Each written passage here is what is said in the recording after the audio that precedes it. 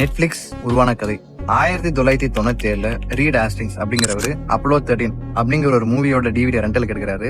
ஆனா அதை ரிட்டர்ன் பண்ண மறக்கிறாரு டைமுக்கு. So ended up in paying late fees of $40. இது அவருக்கு ஒரு ஃப்ரஸ்ட்ரேஷனை கிரியேட் பண்ணுது. அவருக்குள்ள ஒரு சில கொஸ்டின்ஸே எழுப்புது.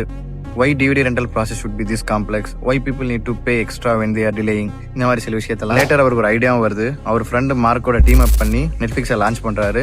நெட்ஃபிளிக்ஸ்ன்றது back then it was not a streaming platform. அந்த டைம்ல டிவிடி எல்லாம் ஆன்லைன்ல ரெண்டல் பண்ற ஒரு மெயில் சர்வீஸை ப்ரொவைட் பண்ணாங்க. இது மூலமா பெனால்டிஸ், லேட் ஃபீஸ் இந்த மாதிரி விஷயத்தெல்லாம் சார்ட் அவுட் பண்ணாங்க. மீன் டைம்ல பிளாக் பஸ்டர்ன்றவங்க இந்த டிவிடி ரெண்டல்ல கிங்கா இருந்தாங்க. அவங்க நெட்ஃபிளிக்ஸை இக்னோரும் பண்ணாங்க. 2000ல நெட்ஃபிளிக்ஸ் வந்து அவங்களோட கம்பெனி $50 விற்க போற அப்படின்னு சொன்னப்ப கூட இவங்க அதை ரிஃப்யூஸ் பண்றாங்க. ஆனா நெட்ஃபிளிக்ஸ் இதெல்லாம் கண்டுக்காம போல்டா ஒரு மூவ் பண்ணாங்க. அதுதான் online streaming platform. Back then அந்த டைம்ல யாரு வந்து ஆன்லைன்ல எல்லாம் படம் பார்ப்பா அப்படின்ட்டு நிறைய கிரிட்டிக்ஸ் எல்லாம் வச்சாங்க.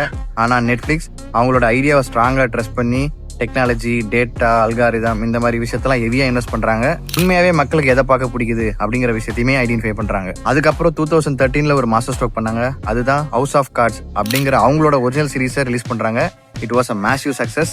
அந்த டேட்டுக்கு அப்புறம் நெட்ஃபிளிக்ஸ்ன்றது வெறும் ஸ்ட்ரீமிங் பிளாட்ஃபார்ம் மட்டும் இல்ல, குளோபலாவே அவங்க ஒரு பெரிய ஸ்டோரி டெல்லரா மாறினாங்க. அதுக்கப்புறமா stranger things, money heist, they really change how people consume entertainment. இன்னைக்கு நெட்ஃபிளிக்ஸோட ஒர்த் மோர் தென் $150 billion. அவங்கள வேணான்னு ரிஃப்யூஸ் பண்ண பிளாக் பஸ்டர் மார்க்கெட்லேயே இல்லை, தே கொலாப்ஸ்ட். இது எல்லாமே ஸ்டார்ட் ஆனது அந்த சின்ன frustration created by $40. Moral areas sometimes frustration creates the biggest revolution. நான் என்ன சொல்ல வரேன்னா, வீடியோ பார்க்குற நீங்க கூட உங்களுக்கு ஏதாவது ஃப்ரஸ்ட்ரேஷன் இருந்தா எதையாவது ஒரு கிரியேட்டிவான ப்ராசஸ்ல அப்ளை பண்ணி build something. World is really waiting for your come back. அடுத்த வீடியோவில் பார்க்கலாம். பாய்.